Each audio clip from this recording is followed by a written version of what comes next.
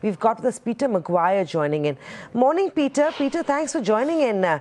First up, I read an article this morning that says that top asset managers still remain bullish on crude prices. And I believe US hedge funds, investment managers in their quarterly reports have indicated, or at least data shows that their ETF positions actually have increased quarter on quarter, and there have been two firms that have substantially increased their ETF holding as compared to last quarter. Makes me believe that fund managers are still very, very optimistic on crude prices despite what we are seeing on the screen.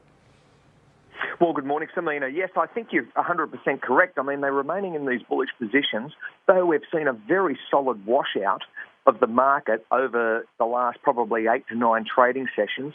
And when you're looking at WTI, I mean, it's trading at, quite a big pullback. It's been quite dramatic, just above $46. And, I think a lot of traders are sitting on the sidelines going, well, it's just too volatile. Hedge funds are all over it, but the retail trader is probably taking a little bit of a breather because it's been sideways for the best part of, a week now. Right. Peter, the FOMC meet is coming up. So any expectations from there, and consequent to that, the correlation between the dollar index and industrial metals? Well, look, we've got a close eye on it, and naturally, I mean, the Fed's meetings and what Janet Yellen's prepared to do, the markets have been very, very heavily sold off all of those base metals, and I think a lot of the smart money's moved into precious in the last month or two. Now, I think that you'll probably see a consolidation. If we do see a rate rise, I think that you probably wouldn't be surprised to see a little bit further uptick for the likes of copper and so on. I think they've been pretty well sold off. But at the present, I think a lot of traders are just waiting to see what actually happens with the US dollar index over the short term. Right, Peter. So again, as you were talking about the dollar, and if I look at the dollar, and again my memory serves me right, I think the euro long position, the net long positions is almost at 5-year high. And ahead of the FOMC meet, if you're saying with respect to the dollar, what sort of movement could happen? And again, if the metals you're saying they are looking oversold, gradually, if I look at zinc, it has been actually falling about 15% already down over the last few weeks.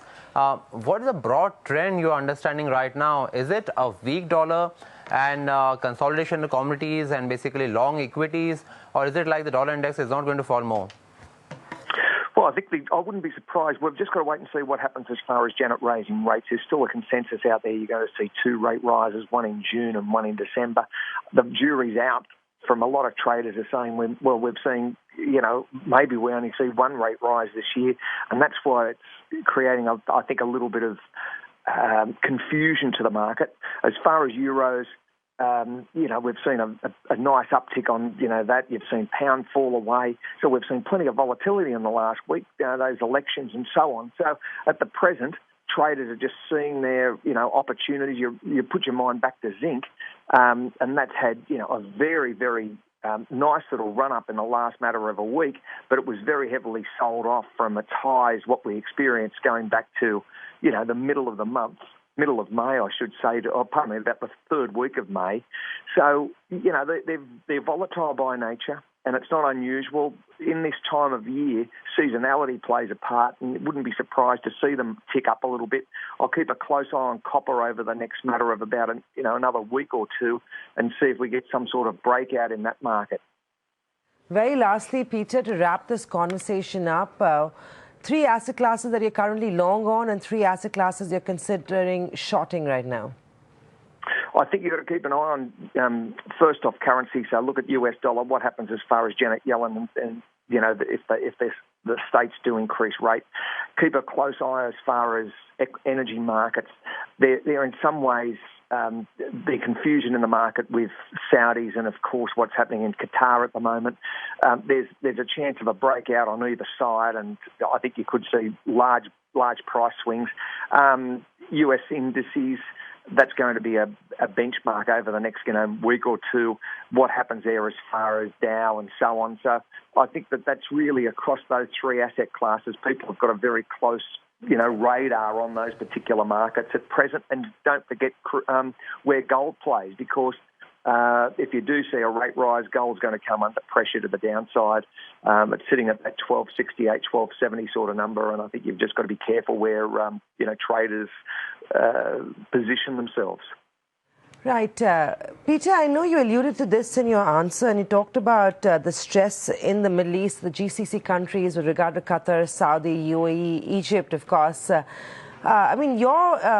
You know these authorities. You talk to people who pretty much focus on this geographical area. What is it that you're picking up? A resolution between the Qatar and the rest of the GCC in sight? I mean, the last we heard that Qatar was in Russia consulting the Prime Minister there to get a sense of what should be the road ahead.